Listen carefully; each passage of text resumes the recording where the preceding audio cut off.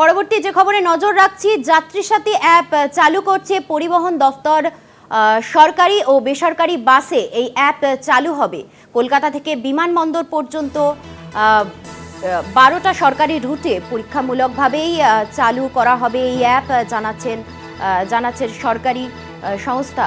সরকারি ও বেসরকারি বাসে এই অ্যাপ চালু হবে।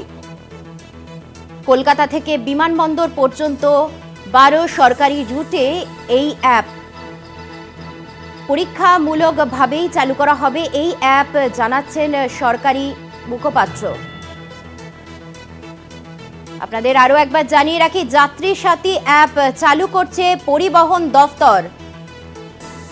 বেসরকারি ও সরকারি বাসেই এই অ্যাপ চালু হবে।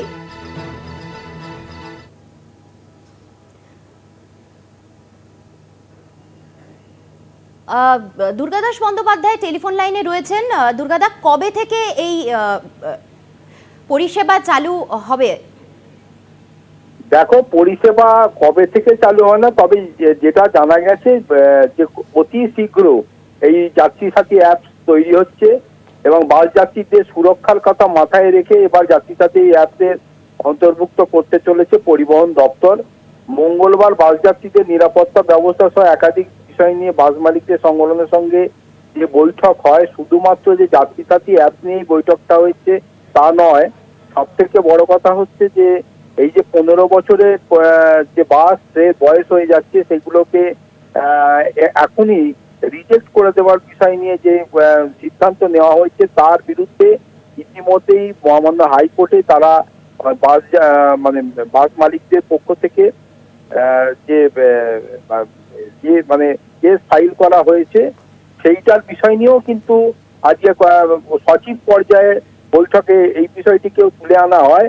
ট্যাক্সির আদলে সরকারি বেসরকারি বাসে যাত্রী সাথী অ্যাপ চালু করলে আজকে কলকাতার বিভিন্ন রুটে, বিশেষ করে 12টি রুটে, যেটা এয়ারপোর্ট পর্যন্ত যাওয়া, এয়ারপোর্টের ফিডারের কাজ করবে এমন যে রুটগুলো পরীক্ষামূলকভাবে বাসের যাত্রী সাথী অ্যাপসের সঙ্গে অ্যাটাচ হতে চলেছে, যেমন AC39, AC50A, AC37A, V1, S10, S23A, AC2, এইরকম বহু বাস এবং S60, এই সমস্ত বাস যাত্রীগুলো পরীক্ষামূলকভাবেই এই যাত্রী সাথী অ্যাপ চালু করেছে। সব থেকে বড় এই অ্যাপের সুবিধা হচ্ছে তখনই বাসের ড্রাইভার কোনো বাস নির্দিষ্ট পয়েন্ট থেকে বাসটিকে স্টার্ট করবে, ঠিক সেই সময়তেই কিন্তু সেই বাসটি সংশ্লিষ্ট নিরাপত্তার জনিত সার্ভিলেন্সের মধ্যে চলে আসবে এবং সেই বাসটি কত জোরে যাচ্ছে, কোথায় কোথায় থামছে এবং কতটা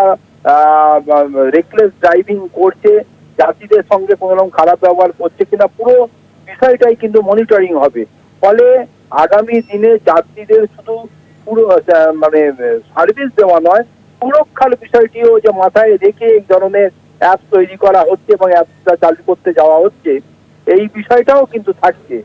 আর তার পাশাপাশি এই 15 বছরের পাস রিজেক্ট করার বিষয়টি নিয়েও আজকে সচিব পর্যায়ে যে আলোচনা হয়েছে সেখানেও কিন্তু সরকার একটা নির্দিষ্ট পন্থা নিয়ে তাদের সঙ্গে আলাপ আলোচনার মধ্যে বিষয়টি মিটিয়ে দিতে চাই।